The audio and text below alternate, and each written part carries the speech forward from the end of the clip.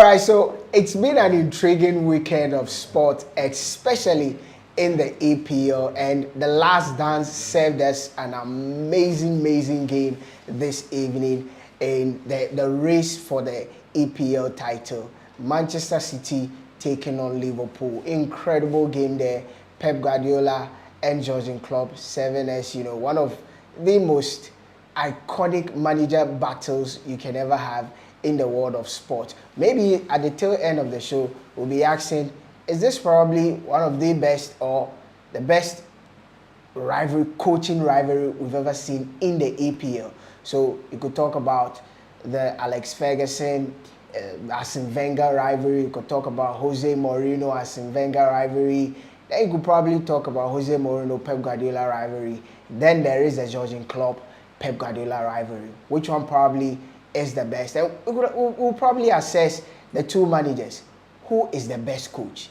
If you have a football team, same budget, who are you picking to manage them? But this is Sports Roundup live on Sports 101. Kofi Asedi is here, and we're here to serve you the best of sports. We're going to talk you through the major talking points throughout the way. Kofi, yep. Good evening. Good evening. How's your week been? Amazing. Amazing? It's been amazing. One word for tonight's game, the race for the title. Was it as expected? Well, I think it was an average game, honestly. Average game? Yeah, average game. I think that it didn't live up to the standard that I expected it to be. One, because for two teams that we've so much talked about them, some of the finishing was atrocious. We'll get to... For me, we are talking about the creme de la creme of English football now. We'll talk about it because I've had a lot of people question a player like Erling Haaland. I've had a lot of people that yes. So we'll talk about all this. Get into the nitty gritty. No, but the finishing was atrocious.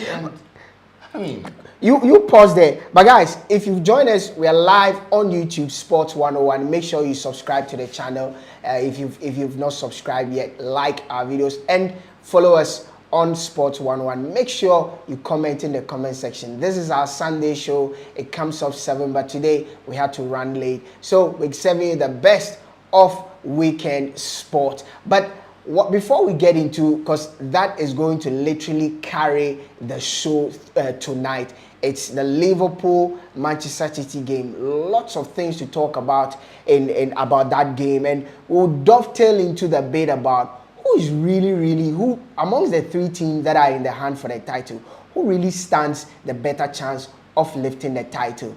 So it's all about the EPL, it's all about the title race. But before that, earlier this week, news broke out that UEFA, have changed the format for the Champions League next season. So the 2024-2025 Champions League season is going to take a new shape. A lot of people do not understand the structure of the new format, and thank God Sports 101 is here. Kofi Asedi is here. We'll quickly delve into it, and we'll tell you the procedure for how teams can get to qualify, what it means and how it's going to be like. Some feel like it's more or less like a dagger in the heart of those who are propounding for the Super League. But Kofi, so UEFA have proposed a new format, and it's not a proposal, it's actually the format that they are going to carry into next season, the 2024-2025 season. So this is the structure of the new format. So guys, those who are not used to, or who've not heard it, so let me run by you the structure. So the current system is that we have 32 teams who are placed in a group of 8. So there are 8 groups made up of 32 teams. So each group comprises 4 teams. Now, this is going to be replaced by a league-based format of 36 teams. So we are going to have an extra 4 teams being added to the already 32 that we have. That is why if you've been following what is happening in the EPL and other leagues, there's talk of even if you place 5th, you can qualify for the Champions League next season. I will explain that. So right now, instead of 32 teams, we are going to have 36 teams, and we are no longer going to have group phase games. We are going to have all of them in a league format, like what we have in the APL. So 20 teams in a league. So that's the first structure. The second thing is that each team will be drawn against 8 different opponents. So every team in the 36 league format pool will be drawn against 8 different opponents. And this 8 different opponents will be determined by a potting system. So we are going to have pot 1, pot 2, pot 3, and pot 4.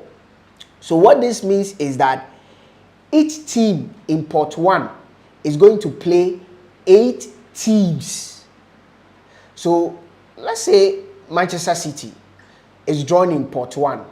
Now in the same pot 1, Manchester City are going to be drawn against 2 teams in pot 1, 2 teams in pot 2, 2 teams in pot 3, and 2 teams in pot 4. So Manchester City will be playing 8 teams out of the 36 teams. And this potting system is already going to be determined by the UEFA coefficient system, what you've done over the last few years in the Champions League. So obviously we are going to have Real Madrid seeded in pot 1. We are going to have Manchester City, by virtue of they winning it last season, are going to be drawn in pot 2. We are going to have a team like that made it to the semi-finals and that have better coefficient like Bayern Munich in pot 1. So Kofi, you could have a pot 1 team like City, Bayern Munich, Real Madrid, and City could draw Bayern Munich, Real Madrid in pot 1. So that is one of the advantages of this new format. So I don't know if you are following. How is that an advantage? In terms of, we are going to have exciting games. That's what. No, so let me finish so that our listeners will follow quickly. Then you have your take. I'm not going to talk about this now. The third important thing for us to take note is that each team will play a total of 8 games, because obviously you are going to be paired against 8 teams. Every team in the 36 league is going to play a total of 8 games, and 4 at home, 4 away. Now this is the caveat here. Teams that finish 1 to 8 or the first position to the 8th position will automatically qualify for the round of 16. Now those that will also finish between the 9th and the 24th would have to play each other in a knockout game to determine the 8 team that will join the already qualified 8, making the 16 teams. I don't know if you follow me. So if you finish 1st to 8th, you've already qualified for the round of 16. Then 9th to 24th, you play each other in a knockout phase to determine the next 8 teams that will qualify for the round of 16. Now, in the round of 16 is a knockout or play all. So we are going to have exciting games from the round of 16, then quarterfinals, semi-finals, then the final. So what this means is that in this new league format, every goal is very important. Every point is very important. Even the cards you take are very important because it's a league format. So anything could determine who wins the league, who places second, who places third, who places fourth, who places sixth, who places seventh, who places eighth. So Kofi, this is the new format. Let's quickly look at the new Champions League format. Others feel like it's a way to literally shut down the talk of the Super League, because one of the major concerns of the Super League was that in the Champions League, the group stage games are boring. And so the excitement only comes up probably from the quarterfinal stages. And so the Super League will present to us big teams playing each other all throughout the end of the season. So what UEFA have done is literally try to serve us this kind of format. Another thing too is that right now they're going to have close to about £2 billion of cash injection. It means the big guys are going to be earning top dollar. What do you make of the new Champions League format? Well, I think this is pretty much an afterthought, and even if this was in place and then you had the Super League also coming in place, the Super League would easily thwart this particular format. One, the people who are proponents of the Super League are not veering towards the direction of the Super League because they want to have exciting matches. They are veering there because they want to have a greater say in what happens, and they want to have a greater say in the budget, in the money. So the Super League is all about the money, and I do not see how this sorts out that whole conversation about the money. I think that UEFA are just being reactive, in the sense that whatever you do, I mean, you still have Real Madrid, you still have when Barcelona are playing well, you still have Barcelona there, you still have City there, you still have Liverpool there, and so I don't think that the dynamics when it comes to the quarterfinals and the semi-finals, they are going to change much. I don't see how the dynamics are going to change. I mean, I don't think this is exciting, honestly. Really? I don't think it's a exciting. lot of people are excited. Why because are they excited? Like I said, it addresses the concern of and I mean, I agree. The group stage of the Champions League offers very little. There's not so much excitement when because it's the Champions League, the best of the best. You want to see top games. Let's attempt to expand the conversation. Okay. The Champions League is not an island on its own. Okay. At the end of the day, you have the same thing happening at the World Cup, you have the same thing happening at the European Nations Cup, you have the same thing happening at the AFCONs, you have the same thing happening at the Confederations Cup. I mean, the group stages are almost going to be the same. When you say the Champions League, the group stage is not attractive, then probably you'll have to scrap off countries like Ireland, Hungary, all of those countries. Because once they are in the UEFA Confederation or they are in the UEFA network, they should also have a fair representation in there. So what's this whole talk about the group stages are boring? At the end of the day, when a team from Ireland, when a team from probably Hungary, and when a team from Latvia makes it to the group stage of the Champions League, it is there on merit. But then there's a reason we know the history behind the Champions League. There's a reason it's called the Champions League. There's a reason why arguably it is the biggest competition let's not go there. in club football. The Champions League is not for champions only. So let's not attempt to go there. But initially that was the original intention. Teams have not won their leagues, have entered into the Champions League and won it. Oh, that's true. Chelsea is an example, Liverpool is an example, Real Madrid is an example. So there are so many examples littered around Europe. So let's not try to create the impression the Champions League is the creme de la creme of European football. It is not. But because you are picking the top four from England, you are picking the top four from Italy. Is there any better state of Italian football now? Yet they have a top four slot. They are picking the top four from the Spanish league. I mean, imagine Barcelona coming all the way to the Champions League. Imagine Manchester United coming all the way to the Champions League. So I think that if you look at the integrity of the competition itself, let's not try to paint a moralist picture like the Champions League is supposed to be the creme de la creme. It is not the creme de la creme because you have the quality in there. Then there are a lot of weeds. We cannot say for certain that teams that make the top four of the various leagues are so much quality. But as it may, some of these teams that make the top four of the various leagues sometimes do not even fare very well in their domestic league, but come to the Champions League and at the end of the day are victorious in the long run. So I mean, I think that this is much ado about nothing. It is just to satisfy the whims and caprices of the UEFA boss and his cohort. And I think that they just want to thwart the efforts of the. But you see, the Super League is like an apartheid movement. It is coming. You think it can still generate the buzz even with this format? Once that legal impediment has been taken out of the way, it is only a matter of time. And for me, anything that Florentino Perez touches is gold. He is a man who has a reputation.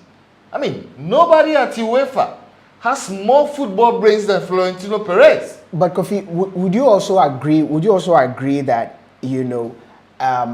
there is, because of this new format, and already the EPL or the Premier League and other leagues have sanctioned their clubs, some of the clubs that initially had the intention of joining the Super League. Now Liverpool have pulled out from the Super League. Manchester United have pulled out from the Super League.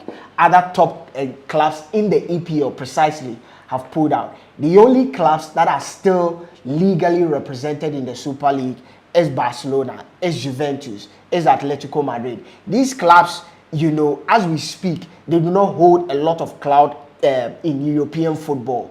So in a way, with this new format in the new Champions League, I think that it clips the wings of the Super League, and it might not make it that exciting and take the attention from the Super League to the Champions League. Is Real Madrid still in the Champions League? They are still in the Are Champions they still League. part of the Super League? Yes, they are still part of the Super League. Is there any club in Europe that is bigger in terms of the aura around it than Madrid? But Real Madrid cannot play. They do not play in isolation. Real Madrid need a Bayern Munich, and Bayern Munich have also pulled out. No, Real Madrid just needs the charge. Clubs were pulling out previously because of the legal impediments.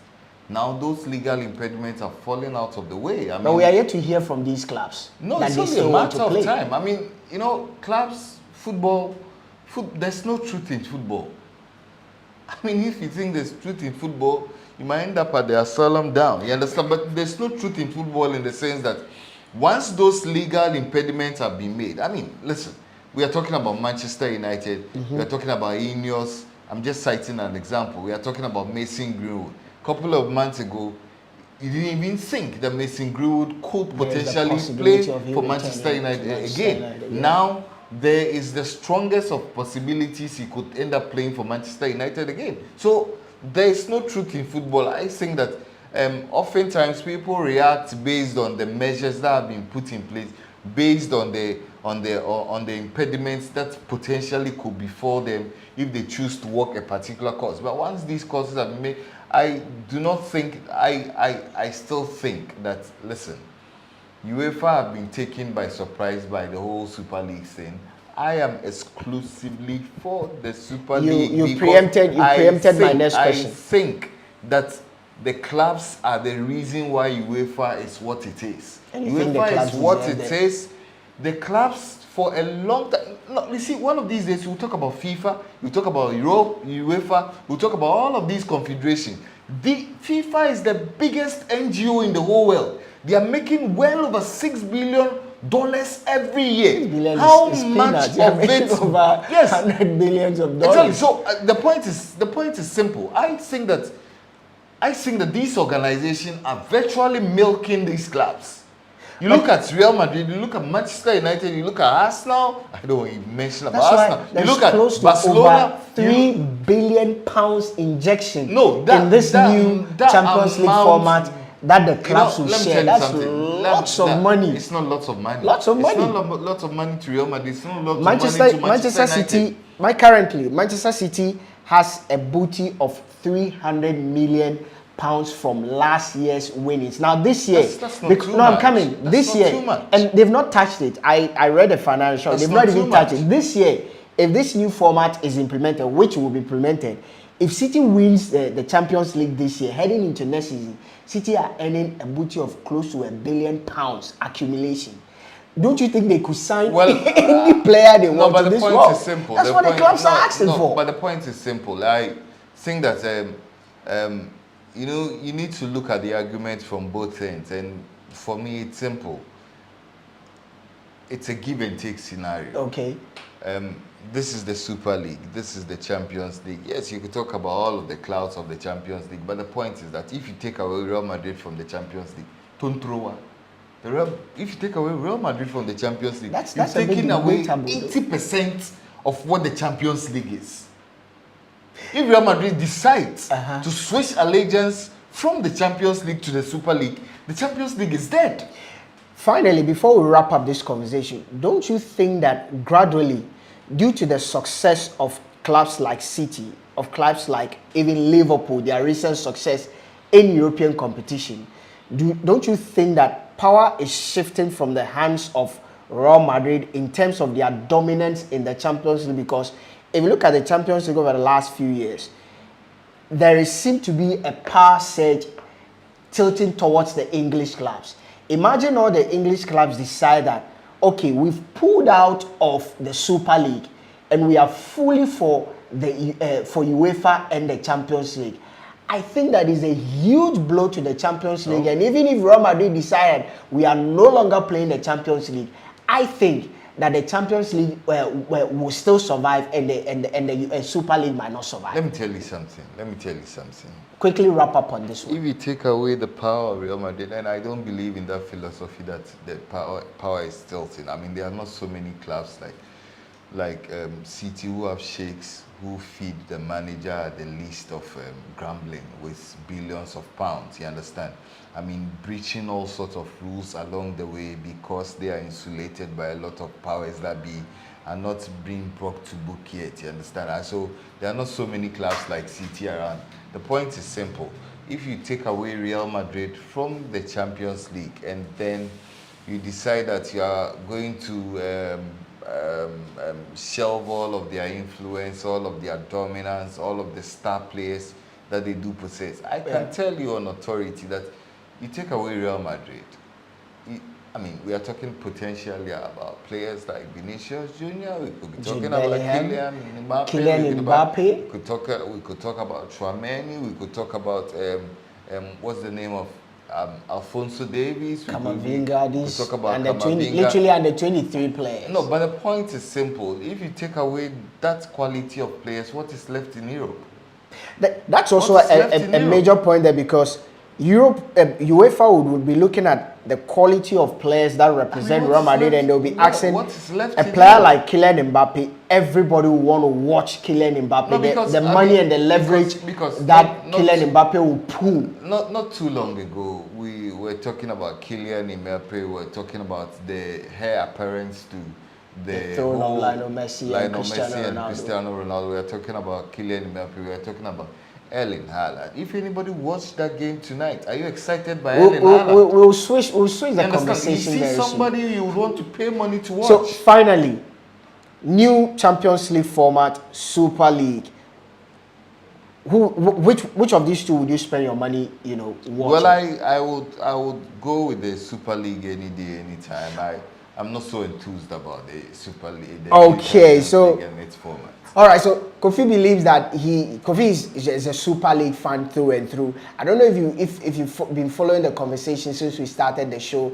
UEFA are literally introducing a new Champions League format, and I'm getting personal messages, a lot of comments coming in there. Guys, send your comments to the group on the Champions League format. Before we switch the conversation and talk about the EPL and all the brouhaha, is Erling Haaland really worth a shot? Is he the kind of, because today personally I'm convinced that, listen, this guy shouldn't even come close to the Ballon d'Or, because you cannot just put up performances like this and be talking about Ballon d'Or and all that. We'll be talking about Erling Haaland, the conversation of between Jurgen Klopp, Pep Guardiola, who is the better manager, who is the better coach, and is this probably the best rivalry in terms of coaching we've seen in the EPL? So somebody sent me a message and said, can I run by them the format of the new Champions League? Okay.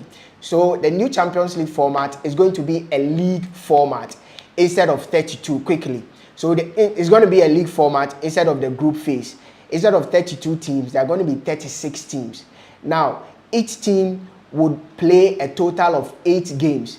Now, the teams will be grouped in 4 pots. So pot 1, pot 2, pot 3, pot 4. And that is how the teams that are going to be paired would be determined. So every team in pot 1 is going to play 2 teams each. So if it is pot 2, you are playing 2 teams in pot 2, 2 teams in pot 1, 2 teams in pot 3, 2 teams in pot 4, like that. So at the end of it all, you'll be placed in a league format. Now, if you place 1st to 8th, you qualify automatically for the round of 16. Now, 9th to 24th, you'll be paired amongst each other, and you'll play a one-off knockout game. Then the final 8 will join the next 8, making 16 teams.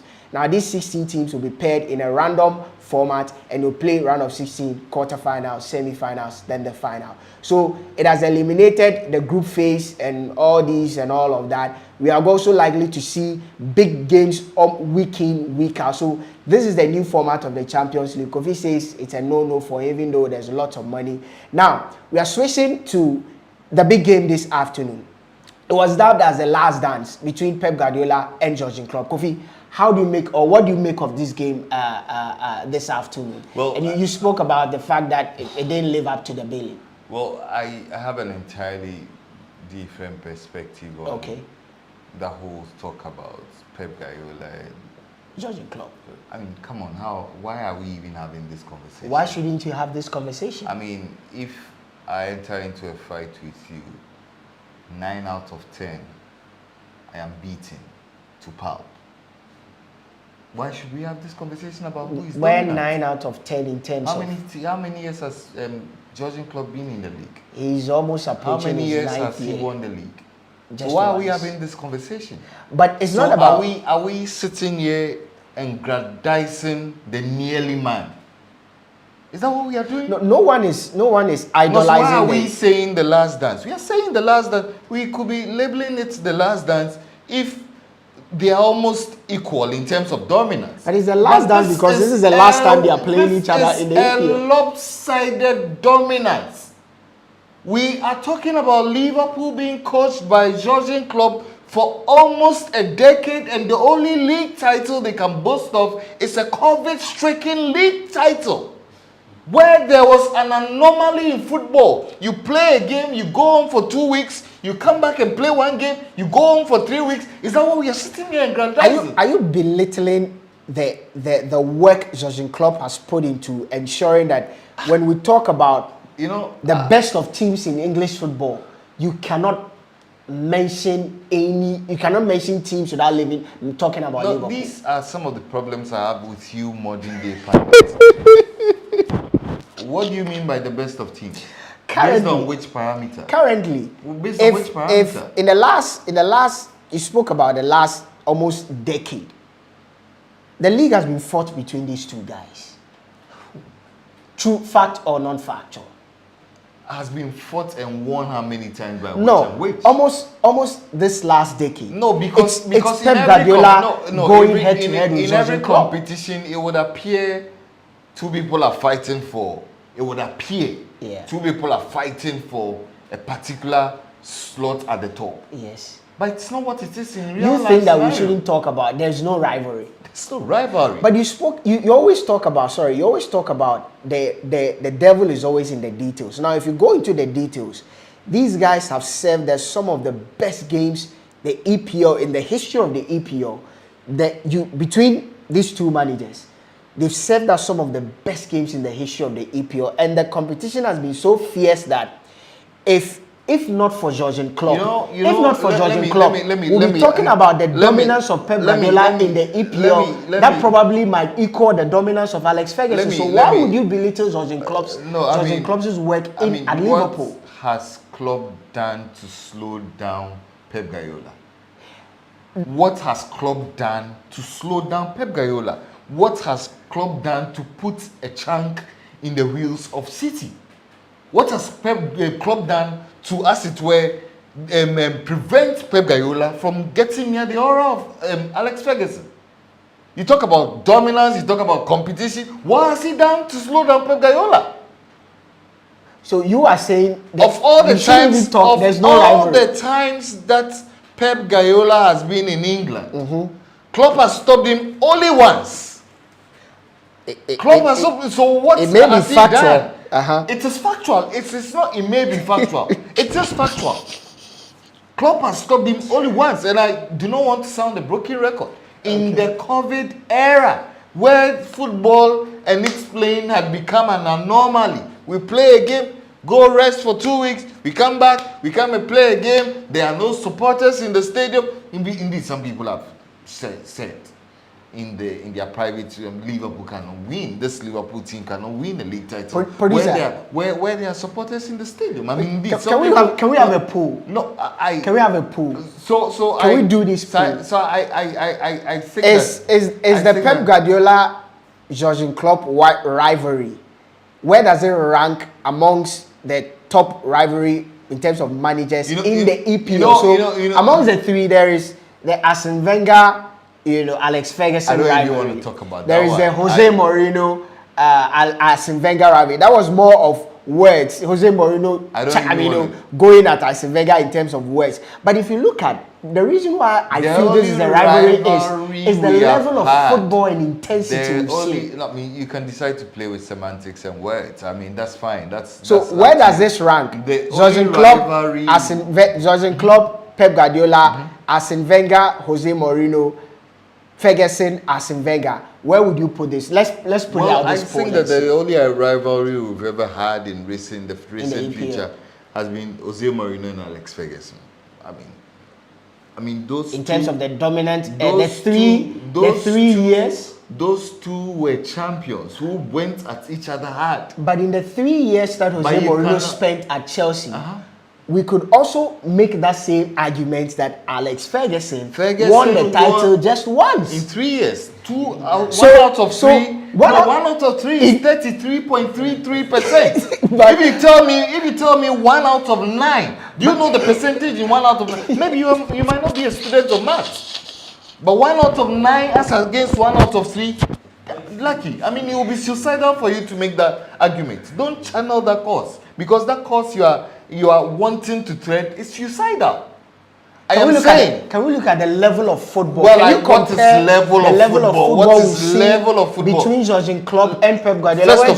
First of all, has admitted Pep made him better. Pep has also admitted Jurgen Klopp made him better. We can never say same between Jose Mourinho and Alex Ferguson. Those are diplomatic words. You understand? Those are words of diplomacy. I mean, in modern day, managers try to make each other look better, and then, everything is staged. Everything is staged, and that at the end of the day, it's about getting to feed the audience with the things they want to hear. Okay. You understand? I mean, so people like yourself go about saying that the level of competition, the level of whatever, the level of football. First of all, everything today football hinges on sports science.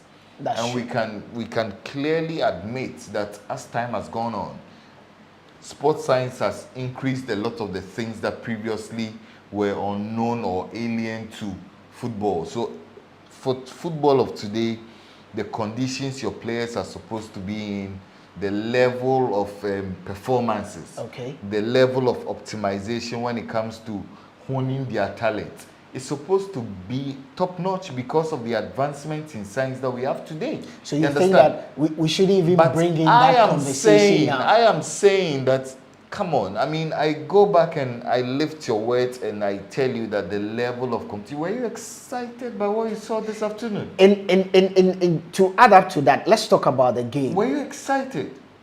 For me, I think that it was a game of two halves. City in the first half, were on the throat of Liverpool close to about 30 minutes when Liverpool started growing into the game up until the end of the first half. They got a quick thinking goal there. They had their noses up until whatever Nathan Ake and Ederson were thinking. They literally gave Liverpool the opportunity into that game. And when you give Liverpool are like sharks at Anfield. When they smell blood in water, they will come at you. And for me, this is about one of the few games I've seen City play that they were all over the place in terms of their passing. Lots of faulty passes, lots of, unforced errors, lots of turnovers. I was watching the game. Kevin De Bruyne was nowhere to be seen. Julian Alvarez, the entire City team did not show up, especially in the second half. I'll give you one explanation as to why we had the things we had. Some say it was down to Liverpool's aggressiveness and Liverpool's tenacity and everything. If there's one thing you cannot fault Jurgen Klopp for, it is the spirit of his side. You understand? I've met ex-footballers, I've met people who well run in terms of football. Yeah.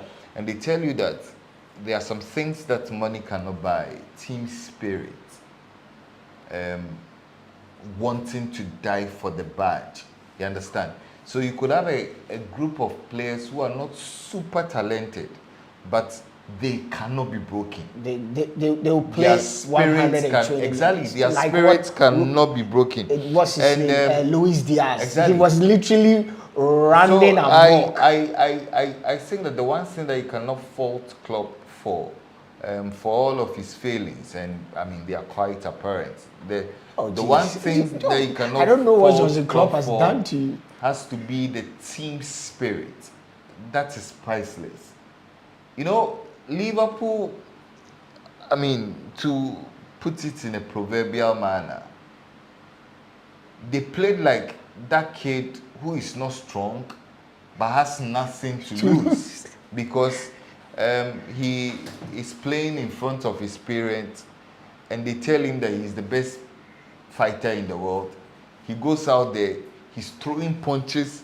Wild punches, even exactly. if he's missing, he keeps throwing the punches. Even if those punches are not landing on the vantage point where it could be scored by the judges, he keeps throwing the punches. He's closed his eyes. He's throwing the punches. That's a summary of the game we had this afternoon. Liverpool played with a lot of aggression, a lot of spirit, but little quality. That's the problem I had with this game. There was lots of running, lots of aggression, but if you go into the details of the game, there was very little quality on the game. Simple question. I was very would you pay disappointed. money to watch Erling Haaland and Darwin Núñez lead the lines for their teams? Would you pay money? Would you pay 20 cedis? As always, I want to sit on Darwin the bench. Núñez. I want to sit on the bench. And Erling Haaland. Sorry, on the fence here. Because Players do have bad days. No, I mean, this is not a bad day. You know, the best players in the world show up on the grandest of stages. You will not give this stage to Vinicius Junior and expect him to fall. I've watched Vinicius Junior being, literally... In which game? Several games. In where the Vinicius games Juniors that have not shown matter. up. In the games you that watch- matter. Kylian Mbappe, Vinicius Junior, Jude Bellingham. Did you watch the best Vinicius players Junior in against the world? Kyle Walker in just last season's Champions League semi-finals? I don't know what in both legs. I don't know what you're trying to get at. I'm just trying to tell you that there are games when the point is literally simple. players don't show up. The point is simple. I've watched Kylian Mbappe for PSG playing Champions League finals where he didn't show up. I watched the game this afternoon. Did you watch PSG against Bayern in that Champions League final? I watched. Did you see Kylian Mbappe in that final? I watched Bayern and Barcelona, where the best player in the world Exactly. and his friends. So would you agree that there are times when good players do not show up? But back to the game, there's no way you can tell me that Darwin Núñez is a good player, unless you have lowered the standards. I think of you'll be too harsh on that. No, I mean, this is a I've show. seen Darwin Núñez grow this season. This is a show that is not made for the faint-hearted. If Darwin Núñez is not a good player. Darwin Núñez is not a good striker. Darwin Núñez is not a good striker. He is not a good striker. How do you define a good striker? A good striker has to be measured by his conversion rate. But if you know, look at he set a record in the first half. This season, He set the Darwin record. Núñez has one of the best conversion Come on, rates don't in go the there. EPL. No, don't go there. Don't go there. The guy has multiple records that will not make his case proud. Darwin Núñez is simply not a good striker. Darwin Núñez is not a good striker. Not a good striker by any stretch of imagination. You count the number of chances they make for him in this Liverpool team and the number of misses he makes. Before Darwin Núñez scores a goal, he might have missed 7 big chances. Manchester United were after Darwin Núñez last season. It was a hoax. It was no hoax. It was a smoke screen. It was no The hoax. original target had always been Højlund. It was no hoax. The original target had always been Højlund. Then, for me, Would you have said same about Darwin Núñez 2 seasons ago in Benfica when he was banging in 30 plus goals? I had the same conversation with a friend of mine. In the Portuguese league today, Di Maria at 37 is still a superstar. So you think that the quality in I am the saying Portuguese that league, in the Portuguese league today, Di Maria at 37, Pepe at 40 is still a superstar in that league. Ruben Diaz was in the Portuguese league. He walks into the English Premier League, and 2 seasons ago, he was the best defender. And he's literally one of the best defenders in the EPL. You don't get a point. Luis Diaz was in the Portuguese league. They walk into the EPL, and he's one of the best players in the EPL. Pepe at Jota 40. was in the Portuguese league, moved to Wolves, it comes to Liverpool. He's one of the best finishers in the EPL. You cannot lift players out of that league in isolation, fix them But in that's some what you other are doing. template. That's what you are doing in relation to Darwin Núñez. I am saying that in the Portuguese league today, Pepe at 40 is still a superstar. Do you think that now let's shift the conversation down this. Listen, I've watched Erling Haaland. I grew up on strikers. He's a typical number 9. He thrives on supply, like the likes of Inzaghi. If you don't feed them, they won't score. They will just stand there tapping. But we've hailed Inzaghi in the past. We still hail Inzaghi in the past. Not just Inzaghi. We've hailed players like Oliver Bierhoff. If the ball do not come to them, they will not score. But in German folk law, Oliver Bierhoff is idolized. I can give you lots of players in the history of the game that are idolized as number 9s that thrive on just give me the ball and let me finish. The ball does not come to me, I will not finish. And that's one of the critique Erling Haaland gets, and his more or less naysayers, that is their tagline. This guy does not do anything if he's not scoring. But that is what he's made for, to put the ball at the back of the net. The game has evolved over the years that certain strikers, do more, like Kylian Mbappe. They don't care whether you supply or not. They can take the ball, run at you, are very skillful and aesthetic. So why do we criticize Erling Haaland so much when he does what he's paid to do? Give me the ball, let me score. If you don't give me the ball, I don't score. Today he didn't get the ball, he was non-existent. We're talking about Erling Haaland. Erling Haaland is criticized because he is a two-dimensional robot. What two-dimensional robot means? He is a two-dimensional robot with absolutely no skill set. Does he need? What do you mean by no skill set? The ability to put the ball at the back of the net, is a skill set. Erling Haaland is criticized because he's a two-dimensional robot. Anytime I look at him, I laugh. Because, he's chosen football as a career. Yeah. You don't train all week to not learn how to control the ball. What did he do so wrong today? What did he do so throughout right? the game? Very little. Let me tell you, I grew up watching Ronaldinho dilemma. Let's not talk about hold on. Let's not talk about Ronaldo. Hold on. There is no way you can do a comparative analysis without referring to other parties. There's no way. Absolutely. There's no way you can pick Erling Haaland in isolation and then probably attempt to, as it were, analyze him in isolation. To help make your discussion better, Kofi, you also agree that you cannot also make a comparative analysis without the proper indices. Now, if we sit here and we talk about dispensations of football, you went there by talking about now the game is more scientific in its approach.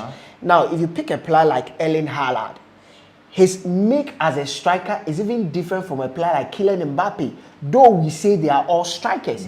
If you pick a player like Harry Kane, he's not a center forward, he's a striker, but his make is not even in there. So I would prefer that if you are talking about a player wants to do a proper comparative analysis, look at the proper indices. Do you think Harry Kane is a striker? Harry Kane is a striker. Do you think Erling Haaland is a striker? They are strikers. Who would you pick in your team? I will pick Harry Kane. Why? Because Harry Kane will offer me more in terms of what I as a manager would want. It's not about you as a manager. Football is a game where we have commercialized it now. So now footballers, when they step onto the pitch, it's not just about your ability. It's your ability to sell the game to the neutrals. And you think that Erling Haaland has not sold the game enough? I am saying that I watched Harry Kane yesterday when he scored 5+ goals. I look not only at the goals. I look at his make, the fluidity. I look at his involvement. I look at the intelligence. One thing that excites me about hold on. The one thing that excites me about footballers is their intelligence. Erling Haaland has zero intelligence. So let me give you a typical example. That's why I told you that is Dani Alves a right back? He is a right back. Is a Trent Alexander-Arnold a right back? He is a right back with no defensive blocks. Is Diego Dalot a right back? He is. Is Kyle Walker a right back? He is. But if you realize, they are all different players in their make. Is Van Dijk a centre back? He is. Between Van Dijk and a player like Nesta. You know, they are totally different players. No, even Cannavaro. But you see, I think you're shifting the goalpost. No, I'm just trying to tell you that players can be players can play in the same position, but they are different in terms of their skill set. No. I think you're shifting the goalposts, and I would attempt to bring you back on board. Now, goalkeepers are being idolized for their ability to play the ball. But goalkeepers have never and will never be idolized for the ability to play the ball, because from the 80s, 70s, 60s through to the late 2000s, nobody cared.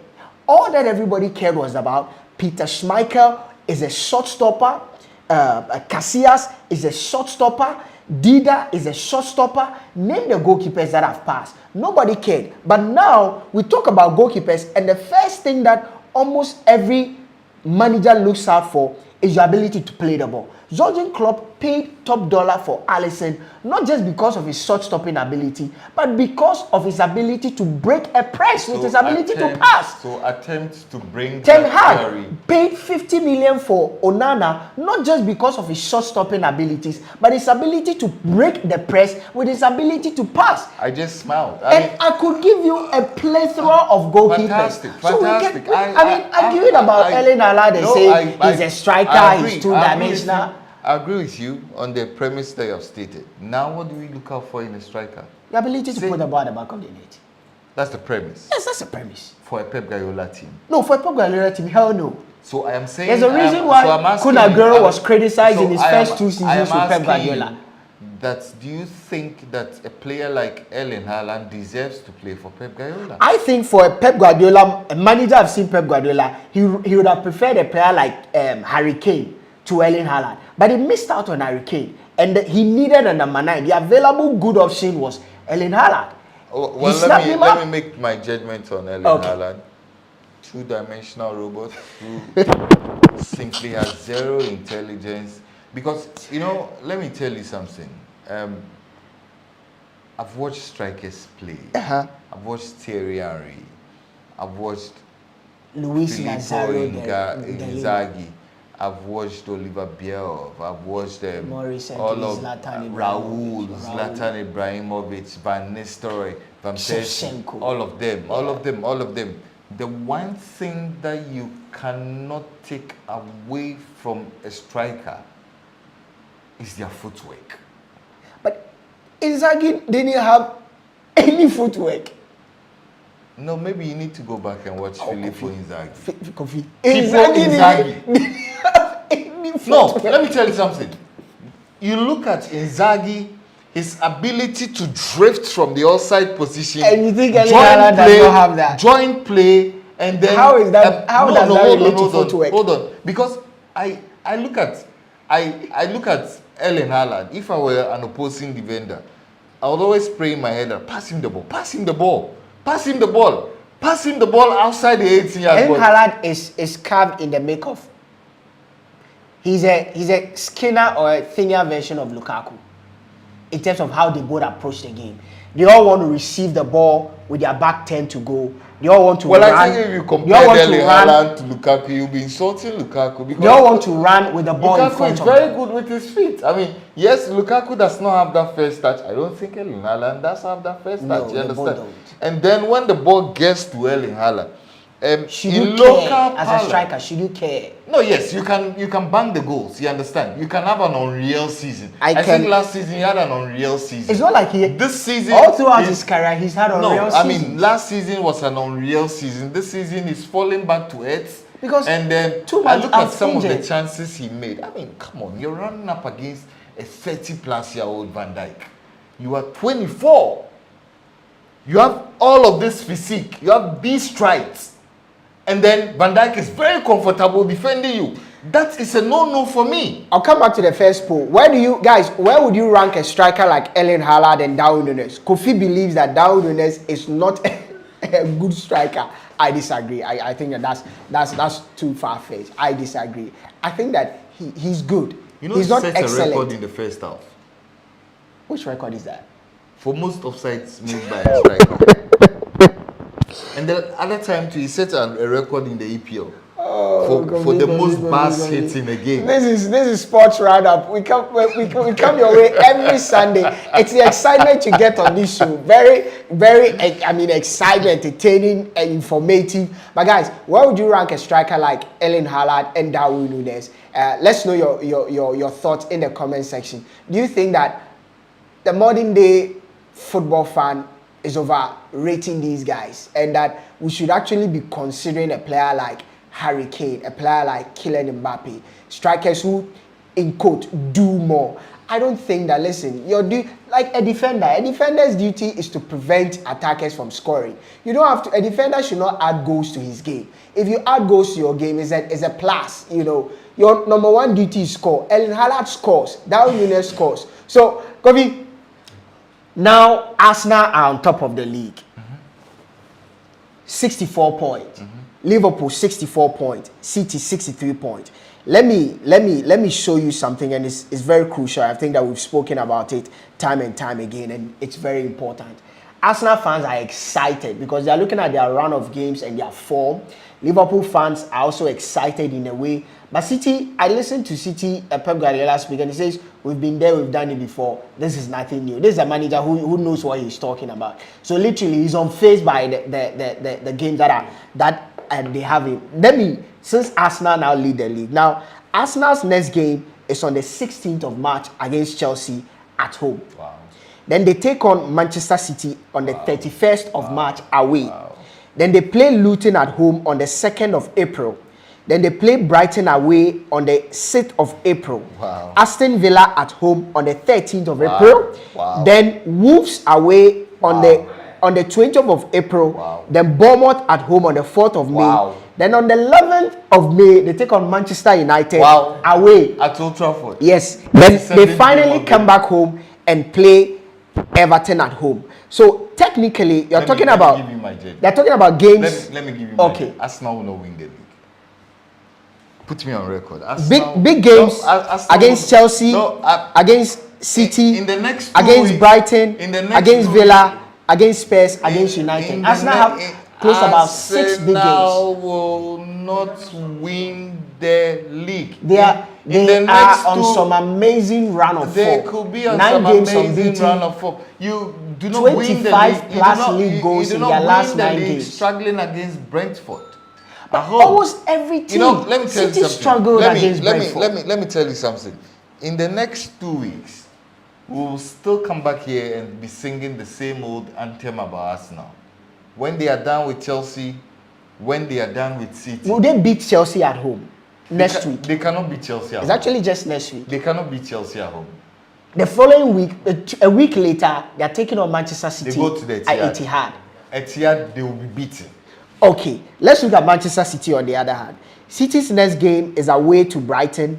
Then they play Arsenal at home. They play Villa at home. Crystal Palace away. Luton at home. Tottenham away. Forest away. Wolves at home. Fulham are away. West Ham at home. So City are looking at big games like against Arsenal, against Villa. Arsenal is not a big game. I think it's a big game. Arsenal if you look at against Aston Villa and against Tottenham Hotspur, especially when Spurs it's away from home. So literally, City have about 3 big games. Arsenal have close to about 5 big games. No, but I don't consider City and Arsenal a big game. So you think that City will amass more points than Arsenal? No, they will. If you look at the record between City and Arsenal, particularly at the Etihad, it doesn't look good. Abysmal. City will treat Arsenal as a Luton. It doesn't look good. That's the point. I mean, especially when they need the point. They know that beating them will put them at the top of the league. Arsenal will not win the league. I'm sorry to disappoint. Let's look at Liverpool's game as well. So Liverpool's next game is on the 17th of March. They are on away to Everton. I mean, they are schoolboys. They will beat Everton. Derby game. Yes, a derby game. Then they play Brighton at home. Brighton, you don't know which Brighton side will show up. Then they play Sheffield at home. Another game they'll win. Then they go away to Manchester United. Very, very crucial game on the 6th of April. Then they play at home to Crystal Palace. Fulham at home. West Ham away. Tottenham at home. Aston Villa away. Wolves at home. Liverpool, among the 2 teams, Liverpool have equally, easier games. I looked at the run of games again, and I think that ironically, Arsenal, people thought that City do have difficult games. But I look at the round of games. I think that Arsenal also have very difficult game because they play Tottenham, they play Aston Villa, they play Chelsea, they play Manchester City, they play Manchester United. Yeah, they play Manchester United. Arsenal have equally tough games, just like Manchester City. Well, so among the three teams, who do you think will amass the much needed points to win the league? Well, I think that at this point, it's about experience, it's about temperament, it's about momentum. It's about experience, it's about temperament. So you are looking at all the three elements coming together, not just a single one. So it's not just about momentum, it's about temperament. Okay. And then it's about experience. I mean, it's about who has been there, done it. Okay. Because these are times that the barest of details matter. Yeah. And these are the type of games that you would want to think that it's down to who has the biggest start. It's down to who can be calm under the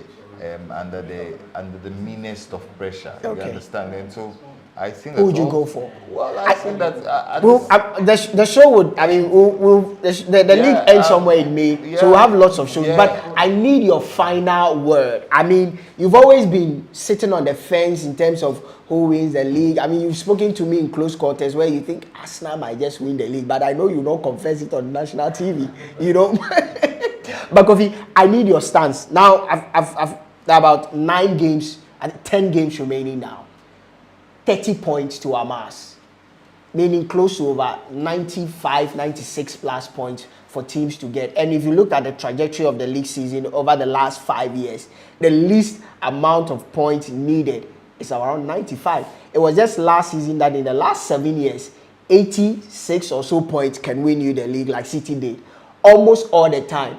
98, 99, 96, 99, 98, 99. That's the intensity of the league. So in the next 10 games, you need to closely win almost all your games.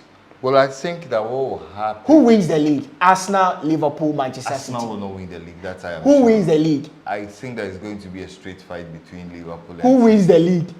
I'm sorry to disappoint my Manchester United fans, but... Who wins the league? I think you're giving me room to tell you who wins the league. Yes, who wins the league, Kofi? I think City will win the league again. But I want you to be... I mean, they cannot even hear you. Who wins the league? I said, I think with the power of technology, I don't need to be shouting. You understand? I think City will win the league. So Kofi has stated unequivocally that he believes that Manchester City would win the league. Let me run by you the comments we've received so far. Lots of comments. I agree with Seth. This is coming from Ashti. I agree with Seth. The new format is still boring. We need a Super League. So another Super League fan here. Seth is spot on. UEFA are just confused. The UCL is... The CL is not. I agree with Seth on this. Seth is spot on. Club is just hype. 1 out of 9 league title is no rivalry at all. Title is not really a rivalry, is it? Why are people looking at the holistic? Let's be simplistic and break down. The devil is in the details. There is still rivalry. There is still rivalry. Let's not belittle the work Dodging Klopp has done. This is coming from Kevin De Here. Same person rubbishing Liverpool's COVID trophy wants to value the league. I actually wanted to say this. He wants to value the Lakers COVID bubble championship. Interesting time. It's very true. Kofi heralds, and the other time I wanted to raise this argument. He heralds LeBron James' legacy. He heralds LeBron James' legacy. Talks about the bubble and all of that. The bubble was designed. The bubble was designed to contain players and officials. It was down to the fact that there was COVID. There was COVID. There were no fans in the bubble. No, but the bubble was intensive. But who says the league was not intensive? Kevin again comes back. Solid point here from Kevin. Kevin comes back to say, apart from winning the COVID league, Klopp's achievement in the Premier League is to make his players run a lot simple. Oh, Charlie, that's too bad. So the fact that someone will choose Kane over Haaland means Haaland is not a good striker. Kofi, this is a question coming from Gary Kuma. My own Gary there. Lucky you dare mention Van Dijk's name in the same breath as Nesta and Cannavaro. You are lucky today is Sunday. But why do you think that I mentioned Nesta because I mentioned Cannavaro because I mentioned Van Dijk because they are all defenders, but different, make of defenders. Some are very rugged, some are very aesthetic on the ball. But guys, we are so excited to have you on the show tonight. Thank you so much for joining us on the show. We've had an excellent time today. We looked at the Champions League format, and as the Champions League goes on, we'll be giving you some key pointers about the new Champions League format in the subsequent week. But Kofi still believes, he says he thinks that, it means he's not even sure. But I want to reiterate, Kofi says emphatically that City will win the league. He believes Arsenal is a no-no. He believes Liverpool is a no-no. Kofi, the top 4 race is getting exciting. We saw Spurs do an amazing one over Aston Villa. Aston Villa and Brighton, you don't know the day they decide to show up, but it looks like the top 4 race is exciting. The reason why it's exciting because now England are not promised a 5th place because Italy have 6 teams in UEFA competitions, both the UEFA, the Europa League, and the Conference League. England are lying 3rd. So it's between Italy and England, the two they are making up the 4 final spots. So the top 4 is so crucial. Give us your top 4. Do you think that Spurs can enter the top 4 or make a case for the top 4? It's still Villa. Arsenal, Manchester City. Not in any order. Liverpool, Aston Villa. Your final top 4. Yep. Spurs are not making the top 4. They are not. Wow. There are about 10 games remaining. Aston Villa had an off day today. There was a basic mistake that my good friend did. Unai Emery attempted to play the same way Spurs play. I saw that too. And when you try to change your shape, I mean, something that has won you a lot of matches in the biggest of games. And then that red card, it disrupted everything Unai Emery has done. also ensured that eventually. But you still feel they are making the top 4? Well, I think that I look at momentum, I look at quality, I look at the cohesiveness.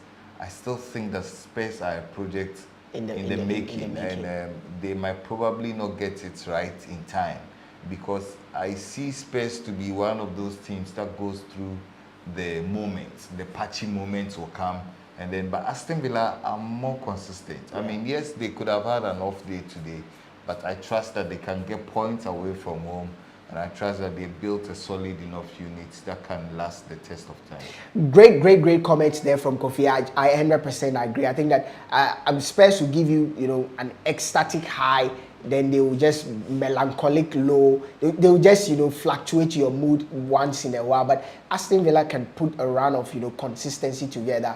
But he believes that the top 4, in no particular order, Arsenal, Villa, City, Liverpool, that's the top 4. That's the Champions League for England. Hopefully, a miracle will happen at the end of the season. The England can have a top 5. Then maybe Spurs can make a shout, or Manchester United can make a shout in the top 5. But guys, thank you so much for joining us on the show today. We brought you everything Champions League. We brought you everything the EPL. It's becoming hotter and hotter and hotter. I still believe Arsenal will sneak in and it will surprise everybody. It will surprise everybody. But Arsenal fans, we are winning the league this time. I'm not making an emphatic statement like Kofi. But guys, thank you so much for joining us on the show. The show comes off every Sunday. Today we apologize for the delay. 7 to 8 o'clock every Sunday. This is Sports 101, and this has been Sports Roundup.